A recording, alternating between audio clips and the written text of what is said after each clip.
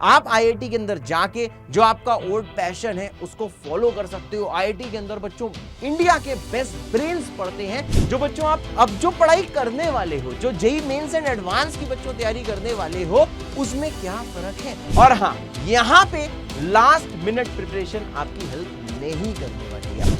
Hello बच्चों, कैसे हैं आप लोग? उम्मीद है एकदम मस्त होंगे, जबरदस्त होंगे। आपका बहुत बहुत स्वागत है। और अगर आपने अपनी लाइफ का एक बहुत बड़ा डिसीजन और सबसे पहला डिसीजन ले लिया है कि अब आप आईआईटीएन बनने की तैयारी करने वाले हो, आपने पीसीएम ले लिया है, तो आपके लिए ये वीडियो है। तो बच्चों, सबसे पहले आपका बहुत बहुत स्वागत है फिर से बच्चों जेईई की दुनिया में, जिसको मैं जेईई वर्स बोलता हूं, जेईई के यूनिवर्स में बच्चों आपका बहुत बहुत स्वागत है। सबसे पहले मैं आपको कुछ फेमस आईआईटीएन से बच्चों मिलाता हूं। जैसे कि भाई सबसे पहले आप देख रहे हो मिस्टर सुंदर पिचई, जो खुद आईआईटी खड़गपुर के हैं और साथ में गूगल के सीईओ हैं। और जीतू भैया, जो बहुत ही बच्चों फेमस एक्टर हैं, ये खुद आईआईटी खड़गपुर के पास आउट हैं। उसके बाद में बच्चों थर्ड एक एग्जांपल है लाइक अश्नीर ग्रोवर जी, इनको भी सब जानते हैं, बहुत ही फेमस हैं शार्क टैंक से, और ये को फाउंडर भारत पे के हैं। और साथ में बच्चों ये आईआईटी दिल्ली के ग्रेड हैं, आईआईटी दिल्ली के बच्चों पास आउट हैं। और साथ में भैया मिस्टर रघुराम जी, ये एक्स आरबीआई गवर्नर हैं, ये खुद आईआईटी खड़गपुर के बच्चों पास आउट हैं। और मिस्टर के सिवान, ये 9 चेयरमैन इसरो के, ये खुद आईआईटी मुंबई से पास आउट हैं। विनीता जी, विनीता सिंह जी, ये सीईओ और को फाउंडर हैं शुगर कॉस्मेटिक्स के, जो आईआईटी मद्रास से पास आउट हैं। और साथ में बच्चों इनको आप लोग शायद कम ही जानते हो, ये हैं सरिता अदवे जी, जो प्रोफेसर हैं इस यूनिवर्सिटी में, जो खुद आईआईटी बॉम्बे की पास आउट है। इन्होंने कंप्यूटर की फील्ड में रिसर्च करके बच्चों एकदम धमाल मचा के रखा हुआ है। तो बच्चों ये जो पीछे जो आपने एग्जाम्पल्स देखे, ये बच्चों एग्जाम्पल्स आपने देखे, इसमें कोई एक्टर है, कोई बहुत बड़ा प्रोफेसर और रिसर्चर है, कोई फैशन इंडस्ट्री जैसे शुगर कॉस्मेटिक्स का को फाउंडर है, कोई आरबीआई का गवर्नर है। तो बच्चों ये जो आईआईटी है, आईआईटी के अंदर बच्चों ड्रामा क्लब होता है जहां पे लोग एक्टिंग सीखते हैं, म्यूजिक क्लब होता है, डांस क्लब होता है, रोबोटिक्स क्लब होता है, एंटरप्रेन्योरशिप क्लब होता है जहां पे लोग जिससे लोग फाउंडर और को फाउंडर बनना सीखते हैं, बिजनेस की बारीकियां सीखते हैं। तो बच्चों जो आईआईटीज हैं, आईआईटीज का मतलब ये नहीं है कि सिर्फ वहां पे आपको टेक्नोलॉजी सिखाई जाएगी या फिर आप बच्चों रिस्ट्रिक्ट रह जाओगे कि अब जो करना है टेक्नोलॉजी फील्ड में करना है। ऐसा बिल्कुल भी नहीं है बच्चों। तो आईआईटी के अंदर बच्चों इंडिया के बेस्ट ब्रेन्स पढ़ते हैं। जब आप बेस्ट लोगों के साथ बच्चों पढ़ोगे, बेस्ट लोगों के साथ रहोगे, तो आप भी सुपर बेस्ट बन जाओगे, क्योंकि बेस्ट तो आप पहले से हो ना, तभी तो आईआईटी पहुंचे हुए हो। तो बच्चों थोड़ा सा मैं एक चीज आपको और बताना चाहूंगा कि क्या डिफरेंस है अब तक की पढ़ाई में और जेईई की पढ़ाई में। अब तक बच्चों जो आप पढ़ाई करते आए हो, और साथ में जो बच्चों आप अब जो पढ़ाई करने वाले हो, जो जेईई मेंस एंड एडवांस की बच्चों तैयारी करने वाले हो, उसमें क्या फर्क है। तो भैया अब तक की पढ़ाई, मुझसे एकदम सच बोलना, मुझको पता है कि बच्चों आप लोग लास्ट मिनट प्रिपेयर करके जाते थे और बच्चों फोड़ देते थे। जब भी एग्जाम की डेट शीट आती थी, उसके 1 हफ्ते पहले, 10 दिन पहले या 15 दिन पहले आप पढ़ना स्टार्ट करते थे, और बच्चों इजीली आपका 95% आ जाता था, या उससे ज्यादा आ जाता था। या फिर थोड़ा कम पढ़ाई करते थे तो 90 आ जाता था, थोड़ा और कम पढ़ाई करते थे तो 85 आ जाता था, थोड़ा और कम करते थे इजीली 74-75% तक आ जाता था। परंतु बच्चों अब ये आईआईटी में, आईआईटी की पढ़ाई में, जेईई की पढ़ाई में ऐसा नहीं होने वाला है। सिर्फ एक ऐसा स्टूडेंट, बच्चों ऐसा स्टूडेंट जो रोज पढ़ता है। मुझे एक ऐसा स्टूडेंट नहीं चाहिए जो एक दिन 16 घंटे पढ़े, अगले दिन पढ़े ही ना, और उसके तीसरे दिन भी ना पढ़े। मुझे ऐसा स्टूडेंट चाहिए जो रोज पढ़े, लेकिन 6 से 7 घंटे पढ़ाई करे। एक ऐसा बच्चा जो बच्चों रोज पढ़ता है, अपने टीचर्स को ब्लाइंडली फॉलो करता है, टीचर का होमवर्क करता है, जो भी आपकी कोचिंग में शीट मिलती है, चाहे वो ऑनलाइन हो चाहे वो ऑफलाइन कोचिंग हो, कोई भी कोचिंग हो, जो कोचिंग का मटेरियल आपको होमवर्क में मिलता है, अगर आप उसे फॉलो करते रहते हो तो बच्चों आप जेईई क्रैक कर सकते हो। और हां, यहां पे लास्ट मिनट प्रिपरेशन आपकी हेल्प नहीं करने वाली है। अगर आपको लगता है कि जब जेईई मेंस का एग्जाम होगा उसके 1 हफ्ते पहले पढ़ने बैठोगे और आपका सिलेक्शन हो जाएगा, तो बच्चों ये एक मिसकंसेप्शन है, ऐसा नहीं होता है। और आपको लगता है कि जेईई एडवांस से 1 महीने पहले तैयारी करना चालू करोगे तो हो जाएगा, नहीं भैया, ऐसा भी नहीं होना है। जेईई मेंस एंड एडवांस में वही बच्चे बहुत बढ़िया करते हैं जो बच्चों रोज पढ़ाई करते हैं, जो रोज का रोज होमवर्क करते हैं, जो भैया रोज का लेक्चर बच्चों रोज रिवाइज करते हैं। मतलब बेटा एक बेसिक चीज बताऊं तो अभी आपको अपने टेम्परामेंट में एक चेंज लाना होगा। अब तक आप 10th क्लास तक बच्चे थे, अब आप थोड़े से बड़े हो रहे हो क्योंकि आपने लाइफ का पहला बहुत इंपॉर्टेंट डिसीजन लिया है, जो ये है कि अब आप आईआईटी की तैयारी करोगे। तो बच्चों आपको ये एटीट्यूड छोड़ना होगा कि आखिरी टाइम पढ़ाई करना है। नहीं भाई साहब, अब आपको ये वाला एटीट्यूड अपनाना होगा। है सर? यस बेटा। अब ये जैसे कुछ ऐसे बच्चे होंगे जिनका क्लास 10th में अच्छा स्कोर नहीं बना होगा। ऑब्वियस है, कुछ लोग का अच्छा बनता है, कुछ का नहीं बनता। अब देखो भैया, सोसाइटी में ऐसा मिसकंसेप्शन है कि भाई अगर आपका 99% आया है तब तो आप आईआईटीएन बन गए। तो बच्चों ये बात मैं बोल के आपको डिमोटिवेट नहीं कर रहा हूं, मैं आपको एक सच्चाई बता रहा हूं कि अगर आपके 10th में 99% है तो बच्चा आप जेई क्रैक कर लोगे, ये जरूरी नहीं है। This is not necessary. कर सकते हो लेकिन यह जरूरी नहीं है। आपके भले ही बच्चों 100% आए हो बोर्ड्स में, तब आपको लगता है कि आप जेई क्रैक कर लोगे, नहीं भाई जरूरी नहीं है। अगर आपके 76% आए हैं, मानो 76 ऐसे ही डेटा ले लिया, या फिर 62% भी आया है, 61% भी आया है, आपके भैया बहुत बेकार परसेंटेज है, लेकिन अगर आप आज से बच्चों डिसाइड कर लेते हो अब चाहे कुछ भी हो जाए, मुझे आईआईटीएन बनना है, मुझे अपनी लाइफ संवारनी है, मुझे कोई कंपनी खोलनी है, कि कोई मुझे किसी कंपनी का सीईओ बनना है, अगर आपने डिसाइड कर लिया है तो भैया वो जर्नी आपकी आज से स्टार्ट हो सकती है।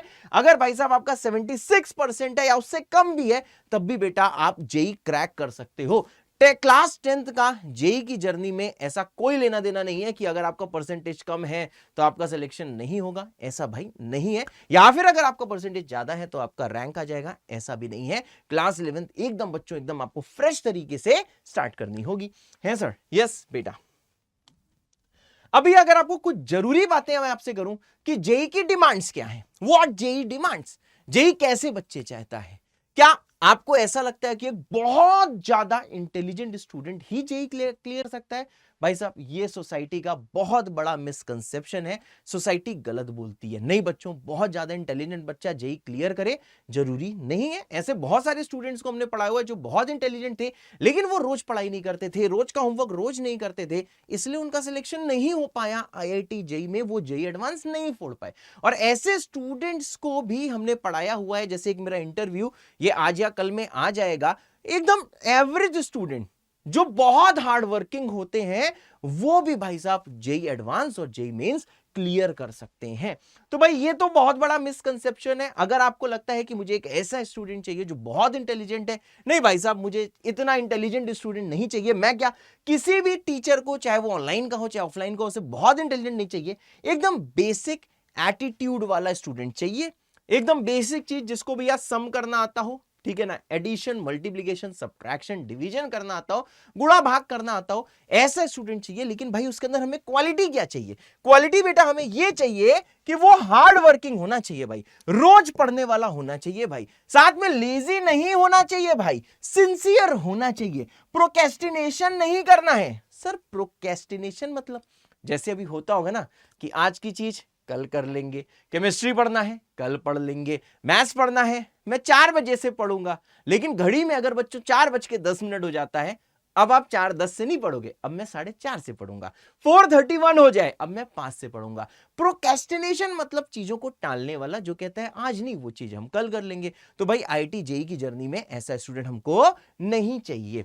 रोज का होमवर्क रोज करने वाला स्टूडेंट चाहिए, टीचर को फॉलो करने वाला स्टूडेंट चाहिए। देखो भाई वीडियो में एकदम छोटा सा बना रहा हूं, एकदम बेसिक चीजें बता रहा हूं जो आपको आईआईटीएन बना सकती हैं। है सर? हाँ। उसके बाद में भैया बहुत ही इंपॉर्टेंट सवाल होता है कि सर पर डे हमें कितनी पढ़ाई करनी है? भाई साहब बस रोज का होमवर्क रोज करो, रोज का लेक्चर रोज रिवाइज करो। अगर आप क्लास 11 से इतना फॉलो करने लगते हो, अगर आप किसी ब्रांडेड कोचिंग में पढ़ते हो, अच्छी कोचिंग में पढ़ते हो, अच्छे टीचर से पढ़ते हो, तो उसके बाद में अगर भाई साहब आप रोज का होमवर्क रोज करते हो और साथ में लेक्चर का रिवीजन रोज करते हो, तो भैया उसमें जितना भी समय लगता है, ठीक है, हाँ होमवर्क भी अच्छा खासा होना चाहिए, मिनिमम 6 से 7 घंटे होने चाहिए, तो भाई साहब आप आराम से जेई बेटा क्रैक कर सकते हो और इतना ही पढ़ने की जरूरत है। जब मैं बच्चों से बोलता हूं कि भाई उनको बहुत पढ़ना है, वो क्या करते हैं, नींद में कटौती करने लगते हैं। वो लोग क्या करते हैं कि अब से मैं 4 ही घंटे सोऊंगा, अब से मैं 3 ही घंटे सोऊंगा। ना बेटा, रोज आपको सिर्फ 7 से 8 घंटे आराम से सोना है, 7 से 8 आवर्स आराम से सो। जितने टाइम जगो उस टाइम बच्चों आप पढ़ाई करो। और आपको भैया रोज का एक टास्क डिफाइन करना है कि क्या सर आज का होमवर्क मुझे जो जो मिला था कोचिंग से वो मुझे कर लेना है, जो भी आपको डीपीपी मतलब शीट मिली है वो कर लेना है। और भैया जो लेक्चर था, हमेशा लेक्चर आपको क्लास में पूरी तरीके से समझ में आ जाए ऐसा जरूरी तो है नहीं, ऐसा कभी नहीं होता है, बहुत ही रेयर चांसेस में होता है बच्चों, चाहे वो इंटेलिजेंट बच्चा हो चाहे ना हो, ठीक है, जैसा भी स्टूडेंट हो, बहुत रेयर चांसेस में होता है कि उसको सारी चीज समझ में आ जाए। एक दो चीजें होती हैं जो घर में रिवाइज करनी पड़ती हैं। तो भाई अगर आप लेक्चर रिवीजन का प्लान करते हो, रोज का होमवर्क रोज करते हो, तो भाई साहब आप आसानी से हाँ ये पूरे 2 साल रोज फॉलो करते हो, तो भाई आप आसानी से जेईई मेंस और एडवांस क्रैक कर सकते हो, है सर? हाँ, अब भैया देख लो भाई, सबसे इंपॉर्टेंट मेरी लाइन यही है कि बिकम, बस इतना देखना जितना ब्लू में है, become an IITian before becoming an IITian. अगर भाई आपको आईआईटीएन बनना है तो उससे पहले आईआईटीएन का एटीट्यूड लेके आना होगा। सर ये आईआईटीएन का एटीट्यूड होता क्या है?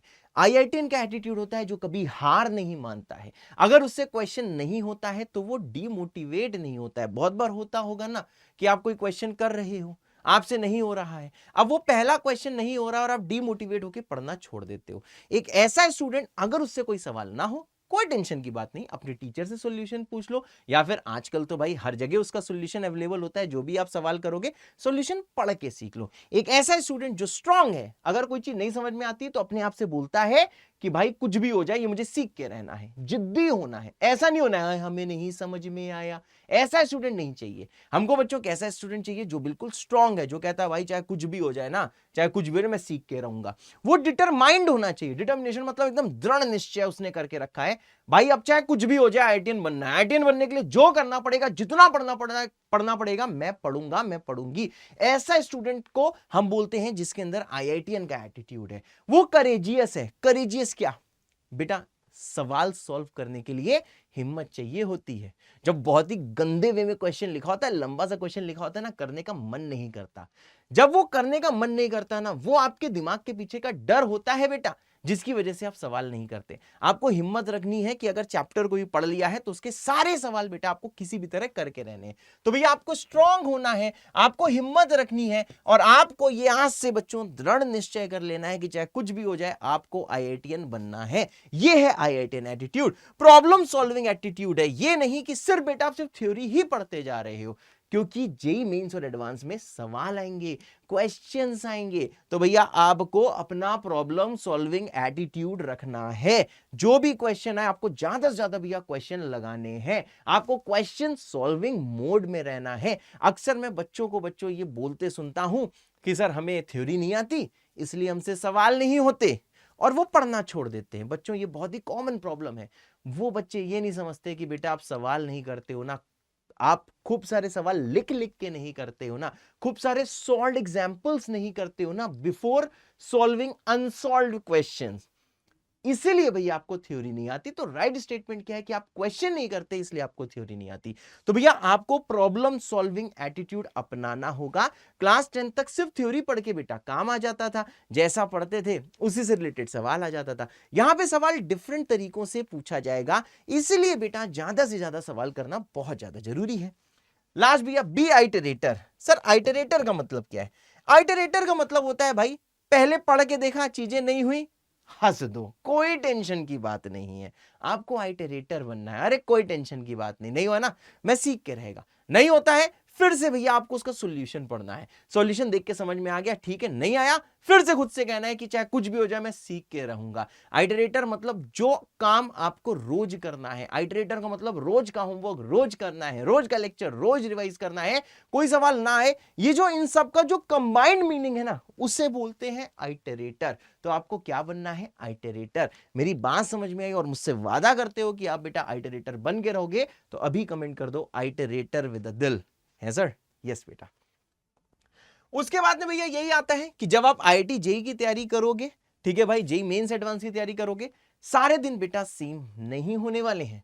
कुछ दिन ऐसे होंगे कि आपको स्ट्रेस होगा, कुछ दिन ऐसे होंगे कि लग रहा होगा अब तो कुछ हो नहीं सकता, आप भैया डिमोटिवेट भी होगे। कुछ दिन ऐसे होंगे कि भैया आपको लगेगा कि यार चीजें खत्म हो चुकी हैं, भैया आप इसको अवॉइड नहीं कर सकते। अगर कोई कहता है कि इस चीज को हमने अवॉइड करा है, नहीं बेटा, इसे कोई अवॉइड नहीं कर सकता है। आप भैया ना स्ट्रेस अवॉइड कर सकते हो, ना भाई साहब डिमोटिवेशन अवॉइड कर सकते हो। ये सब पार्ट ऑफ लाइफ है, ये सब हमारे साथ भी होता है। लेकिन चाहे कुछ भी हो जाए, not giving up in any situation, चाहे कुछ भी हो जाए भैया हार नहीं मानना, हमें पढ़ते रहना है। चाहे मोटिवेटेड हूं, चाहे डिमोटिवेटेड हूं, मेरी आंखों से आंसू निकल रहे हैं, लेकिन मेरा कलम चलना नहीं रुक रहा है, मेरा सवाल करना नहीं रुक रहा है, मेरा कोचिंग जाना नहीं रुक रहा है, मेरा भाई साहब वीडियोस जो ऑनलाइन जो आपको लेक्चर में हम लोग देंगे वो देखना नहीं रुक रहा है। इसी से आपका भैया गेम चेंज होगा, और यही है बेटा ज्ञान की बात है सर। यस बेटा। उसके बाद में भाई साहब सबसे इंपॉर्टेंट चीज है जो बहुत ही टॉपर्स लोग करते हैं, वो लोग बच्चों फ्लैश पैड बनाते हैं। फ्लैश पैड का मतलब, फ्लैश पैड मैंने एक स्पेशल नेम बच्चों दे के रखा है, किसको? पॉकेट डायरी को। बच्चों पॉकेट डायरी, बड़ी सी डायरी मत बनाना, पॉकेट डायरी बनाना।